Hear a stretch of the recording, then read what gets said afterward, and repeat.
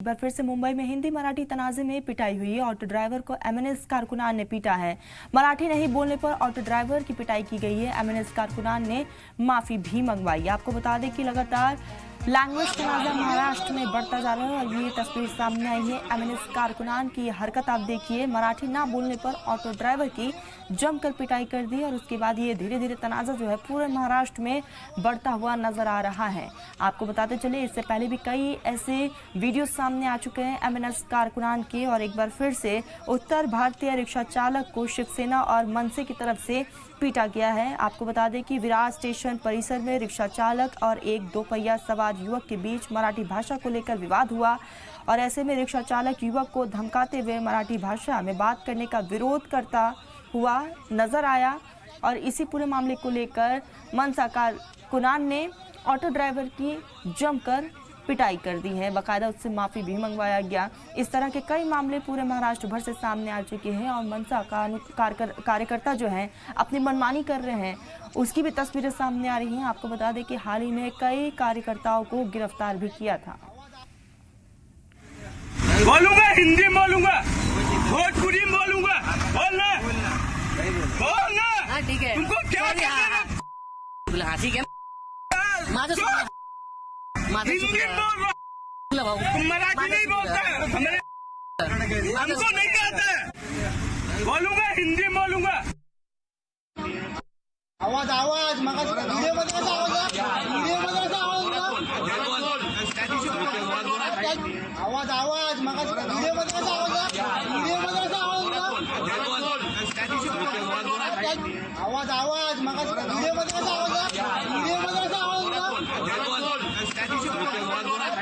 आवाज आवाज मग व्हिडिओ मध्ये कसा आवाज व्हिडिओ मध्ये कसा आवाज आवाज मग व्हिडिओ मध्ये कसा आवाज व्हिडिओ मध्ये कसा आवाज आवाज मग व्हिडिओ मध्ये। तो ये तस्वीरें आपने देखी और सुना भी कि किस तरह से इस ऑटो ड्राइवर की जमकर पिटाई की गई। लैंग्वेज को लेकर ही बातचीत हो रही थी, जिसमें ऑटो ड्राइवर ने कहा कि मैं हिंदी में बात करूंगा, मैं बिहारी में बात करूंगा और इसी पूरे मामले को लेकर तनाजा खड़ा हो गया।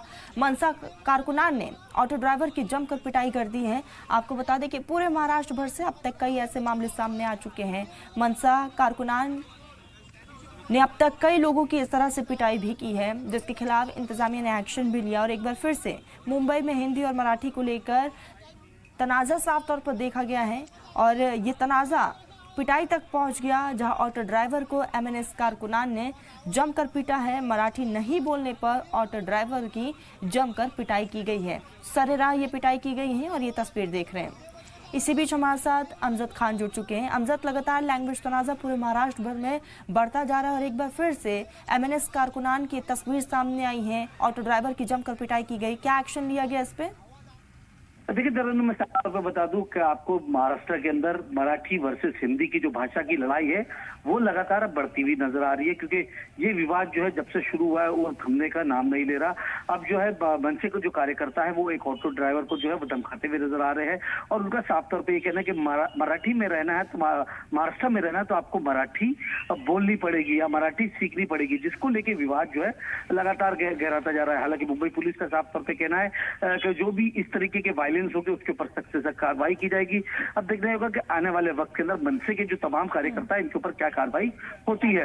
हालांकि ये विवाद जो है हमने ये देखा था कि जब मीरा रोड की घटना हुई थी उसके बाद से लगातार विवाद जो है वो बढ़ता हुआ नजर आ रहा था। उसके पहले हमने देखा कि जो प्रांतीय उन लोगों ने एक बड़ा मोर्चा निकाला, उसके बाद एमएनएस के कार्यकर्ताओं ने एक बड़ा मोर्चा निकाला। तो हिंदी वर्सेस मराठी की जो लड़ाई है वो वर्सेस की लड़ाई बढ़ती जा रही है और ये सियासी रूप लेती जा रही है ना। साफ तौर पर बता दूं, सियासत जो है वो अपने उरूज पे है। दोनों भाई के साथ आने के बाद ये लड़ाई जो है और तेज होती भी नजर आ रही है और एक तरफ जो है बीजेपी है। लेकिन बड़ी बात है, जब दोनों भाई एक बड़े मंच पर नजर आए थे तब उस मंच से भी इस बात का जिक्र किया गया था कि अगर एमएनएस के कारकुनान इस तरह की हरकतें कर रहे हैं तो ये सरासर गलत है, उनके खिलाफ एक्शन होना चाहिए। लेकिन उसके बावजूद ये जो मामला है वो थमने का नाम नहीं ले रहा। जी बिल्कुल। देखिए ये पूरी सियासत है, क्योंकि मैं साफ तौर पर बता दूं, ये सियासत के अंदर अगर पुलिस जो है वो कार्रवाई करती है तो सरकार के ऊपर कहीं ना कहीं हस्तक्षेप होती है। तो देवेंद्र फडणवीस भी बैकफुट पे नजर आता मराठी के मानुष के मुद्दे को लेकर। इसके पहले भी हमने देखा कि तमाम तरीके के जो बयान आए, चाहे निशिकांत दुबे का बयान हो, चाहे निरहुआ का बयान हो, उसका समर्थन बीजेपी की जो महाराष्ट्र की इकाई है वो करती हुई नजर नहीं आई, क्योंकि वो जानती है कि महाराष्ट्र के अंदर मराठी मानुष का मुद्दा जो है बाला साहब ठाकरे के जमाने से चला आ रहा है। तो ये कहीं ना कहीं मुद्दा जो है ये लोगों के सेंटीमेंट को जो है वो हार्ट करता है, जिसको लेके बीजेपी भी जो है वो बैकफुट पे नजर आ रही है। देवेंद्र फडणवीस ने हालांकि तमाम चीजों के ऊपर एक्सप्लेनेशन देते हुए नजर आए। और अगर बात करें राज ठाकरे और उद्धव ठाकरे की, तो दोनों भाई पे आने के बाद महाराष्ट्र की सियासत का जो रूप है वो अलग सा होता हुआ नजर आ रहा है। अगर दोनों की ही बात कर ले तो आने वाले महाराष्ट्र के अंदर बीएमसी और नगर निगम के चुनाव है। और अगर बात करें महाराष्ट्र के अंदर बीएमसी के चुनाव की बात कर ले तो मुंबई का सबसे बड़ा बजट 70,000 करोड़ से ज्यादा का जो बजट है बीएमसी का बजट होता है। और तमाम जो लड़ाई है ये तमाम जो बड़ी महानगर पालिका है उसकी लड़ाई होती हुई नजर आ रही है, मराठी वर्सेस हिंदी। क्योंकि नागपुर नगर पालिका की बात कर ले, औरंगाबाद नगर पालिका की बात कर ले, पुणे नगर पालिका की बात कर ले, बीएमसी नगर पालिका की बात कर ले, ये तमाम जो नगर पालिका है ये कहीं ना कहीं वर्चस्व की लड़ाई के अंदर ये भेंट होती हुई नजर आ रही है। अब देखना ही होगा कि शिवसेना और एमएनएस, ये दोनों ही शिवसेना और एमएनएस दोनों ही पार्टी जो है वो किस तरीके से आने वाले मराठी अमजद, आपने एक चीज का जिक्र किया कि वर्चस्व की लड़ाई है। क्या लगता है आने वाले समय में जो बीएमसी का इलेक्शन है उसमें इस वर्चस्व की लड़ाई देखी जा सकती है? क्या यह हावी होता हुआ नजर आएगा ये पूरा मुद्दा? जी बिल्कुल। मीना साफ तौर पर बता दूं, क्योंकि शिवसेना उद्धव ठाकरे की बात कर ले तो उनकी जो लड़ाई है वर्चस्व की लड़ाई है, क्योंकि दो शिवसेना बन चुकी है। एकनाथ शिंदे भी मराठी मानुष के मुद्दे को लेकर एग्रेसिव होते हुए नजर आ रहे हैं, और शिवसेना बनी ही इसी के लिए थी कि मराठी मानुष को लेकर जब बाला साहब ठाकरे का दौर था तो हिंदुत्व और मराठी मानुष ये दोनों ही मुद्दे लेके जो है मराठी फर्स्ट का मुद्दा लेके जो महाराष्ट्र की राजनीति में बाला साहब ठाकरे ने शुरुआत करी थी। उसके बाद उनके जो बेटे हैं आदित्य ठाकरे, उद्धव ठाकरे, उनके जो बेटे आदित्य ठाकरे, दोनों ही जो है मराठी मानुष के मुद्दे पे राजनीति करते हैं। और एमएनएस की बात करें तो एमएनएस ने भी मराठी मानुष के मुद्दे को उन्होंने पहले पकड़ा, उसके बाद उन्होंने हिंदुत्व का जो मुद्दा है वो भी पकड़ लिया, क्योंकि अपना जो फ्लैग है उन्होंने वो चेंज कर लिया। हिंदुत्व और मराठी मानुष का मुद्दा है एमएनएस जो है वो लगातार उठाती हुई नजर आ रही है, लेकिन एमएनएस को राजनीतिक सफलता महाराष्ट्र के अंदर बिल्कुल मिलती हुई नजर नहीं आई। जब से शिवसेना टूटी है, उद्धव ठाकरे भी ये जानते हैं कि अगर मराठी मानुष का मुद्दा और हिंदुत्व का मुद्दा जो है हम लेके पकड़ के नहीं चलेंगे तो आने वाले वक्त के अंदर जो नगर निगम का चुनाव है उसके अंदर दोनों ही भाई जो है हाशिए पे पहुंच सकते हैं। और बीजेपी ये भली बात जानती है कि बीजेपी को जो प्रचंड बहुमत मिला है विधानसभा में उसको बरकरार रखने के लिए वो कोई ऐसा मौका नहीं देना चाहती दोनों भाइयों को कि उनकी जो जमीन है वो खसकती हुई नजर आए। तो ये दिलचस्प आने वाला बीएमसी चुनाव जो है काफी दिलचस्प होने वाला है महाराष्ट्र के अंदर। ये मराठी मानुष का मुद्दा आपको उसमें भी नजर आएगा, हिंदुत्व का भी मुद्दा नजर आएगा, और सब पार्टी ये कोशिश करेगी, ये बताने की कोशिश करेगी कि मराठी मानुष के मुद्दे पे हम सबसे आगे है और हमारी बातें जो है वो तमाम जो मराठी मानुष के मुद्दे की बात है, बीजेपी हो चाहे एनसीपी हो चाहे एकनाथ शिंदे की शिवसेना हो, तीनों ही पार्टी जो है वो एग्रेसिव मोड पे नजर आएगी। हमने ये देखा कि जब से दो भाई मराठी मानुष का मुद्दा उठा रहे हैं तो एकनाथ शिंदे भी बैकफुट पे नजर आ रहे हैं और बीजेपी भी बैकफुट पे नजर आ रही है। तो बीएमसी का चुनाव जो है दोनों ही भाइयों की वर्चस्व की लड़ाई है, और वो कहीं ना कहीं एकनाथ शिंदे के लिए भी वो वर्चस्व की लड़ाई है और अजित पवार के लिए भी वो वर्चस्व की लड़ाई है। अब देखना है कि महाराष्ट्र के अंदर समीकरण क्या बनता है आने वाले वक्त के अंदर, दोनों ही भाई जो है आने वाले वक्त में सफलता मिलती है। अच्छा अमजद, क्योंकि आप महाराष्ट्र की राजनीति को बखूबी समझते भी है, अमजद ये भी बताइएगा, तफसील से बताइएगा अमजद, कि आने वाले समय में ये पूरा मुद्दा गर्माता हुआ नजर आ रहा है और कई पॉलिटिकल रिएक्शंस भी अब तक सामने आ चुके हैं। क्या लगता है आने वाले समय में महाराष्ट्र की राजनीति में एक बड़ा बदलाव देखने को मिल सकता है?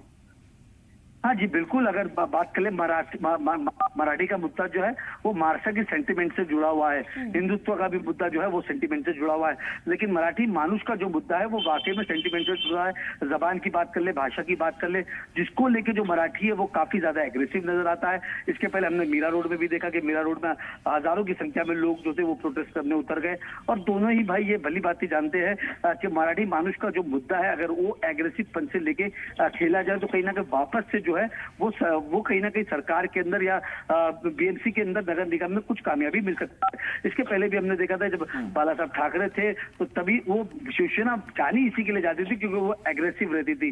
तमाम मुद्दे हमने ये देखा कि वानखेड़े स्टेडियम की पिच खोदी गई, उसके पहले भी पर प्रांति को जो है मारा पीटा गया, चाहे वो कल्याण की बात कर ले चाहे अलग अलग इलाकों की बात कर ले। कई साल पहले भी जो है एमएनएस के कार्यकर्ता जो है वो लगातार मराठी मानुष के मुद्दे को लेके एग्रेसिव नजर आते थे। शिवसेना की बात कर ले, उद्धव शिवसेना की बात कर ले तो उन्होंने भी बहुत सारे पर प्रांतियों को जो है वो मारते हुए नजर आ रहे थे। जब से शिवसेना के दो भाग हुए क्योंकि वो ये जानती है कि शिवसेना, उद्धव ठाकरे ये जानते हैं कि जब से उनकी पार्टी टूटी है उसके बाद से ही कहीं ना कहीं जो है उद्धव ठाकरे जो है वो बैकफुट पे नजर आ रहे थे। लेकिन राज ठाकरे आने के बाद फौरन जो है गेम जो है वो बदलता हुआ नजर आ रहा है। ऐसा लगता है कि दोनों ही कार्यकर्ताओं के अंदर, चाहे एमएनएस के कार्यकर्ता हो चाहे शिवसेना के कार्यकर्ता हो, दोनों के अंदर एक जोश भर गया है क्योंकि वो 20 साल से लगातार कोशिश कर रहे थे कि दोनों ही भाई जो है एक प्लेटफॉर्म पे आ जाए और दोनों ही जो है एक पार्टी बन जाए। अब देखना ही होगा कि दोनों ही के साथ आने से बीएमसी नगर निगम चुनाव में कितना इनको फायदा मिलता है। अगर बीजेपी की बात करें तो बीजेपी भी ये भली बात जानती है कि 132 सीटें जो है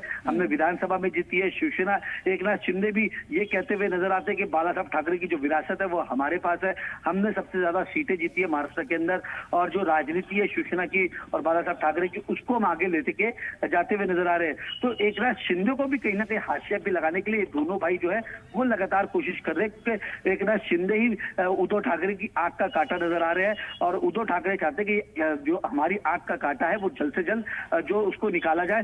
सियासी प्यारी जो लगातार वो एकनाथ शिंदे खेलते हुए आ रहे हैं, उनकी सियासी पारी को कहीं ना कहीं रोकने की लगातार जो कोशिश है वो उद्धव ठाकरे करते हुए नजर आ रहे थे। लेकिन उसपे उद्धव ठाकरे जो है वो बिल्कुल कामयाब नहीं नजर आ रहे थे। तो इसी के लिए कहीं ना कहीं राज ठाकरे की जो सीढ़ी है वो लेते हुए नजर आए, क्योंकि मराठी मानुष का मुद्दा जब हिंदी अनिवार्य की बात कर ली गई कि महाराष्ट्र में जो है हिंदी अनिवार्य होगी, उसको लेके कहीं ना कहीं जब राज ठाकरे और उद्धव ठाकरे जो है दोनों साथ में आए तो मराठी के महाराष्ट्र का जो सियासी समीकरण है वो एकदम बदलता हुआ नजर आ रहा था। और ही ना ये बता दूं आपको कि महाराष्ट्र के अंदर अगर सियासी समीकरण बिगड़ता है या बदलता है तो उसके अंदर सबसे ज्यादा नुकसान कांग्रेस को भी हो सकता है, क्योंकि अगर बात कर ले महाविकास आघाड़ी की तो महाविकास आघाड़ी में कांग्रेस भी जो है एक सेकुलर छवि लेके जो है वो चुनाव लड़ती है। तो बीएमसी चुनाव के अंदर हो सकता है कि कांग्रेस को भी इसके अंदर नुकसान उठाना पड़े। लेकिन दोनों ही भाई ये जानते हैं कि हिंदुत्व का मुद्दा और मराठी का मुद्दा महाराष्ट्र के अंदर बीएमसी चुनाव में अमजद, यानी कि जाहिर है कि बीएमसी के इलेक्शन में सियासी समीकरण बदल सकते हैं क्योंकि आप ग्राउंड जीरो पर है, लोगों की नब्जों को भी आप टटोल रहे हैं और ये पूरा मुद्दा लगातार पूरे महाराष्ट्र भर में गर्माता जा रहा है। वहां के जो मुकामी लोग हैं उनके क्या कुछ रिएक्शन सामने आ रहे हैं? देखिए मुकामी लोगों का साफ तौर पे अगर मुंबई की बात करें तो मुंबई के अंदर उत्तर भारतीय पूरा मतलब जो मुंबई का इलाका है वो मिक्स इलाका है, वहां पर पूरा हिंदुस्तान जो है वो बसता है। लेकिन जैसे कि आप मुंबई के बाहर निकलेंगे, चाहे वो पूना हो, नागपुर हो, शोलापुर हो, कोल्हापुर हो, यहाँ पर मराठी मानुष का मुद्दा जो है काफी ज्यादा अहम रखता है, क्योंकि यहाँ पर तमाम जो चीजें हैं मराठी बोलने वाले हैं, मराठी क्लासेस है, मराठी स्कूल है।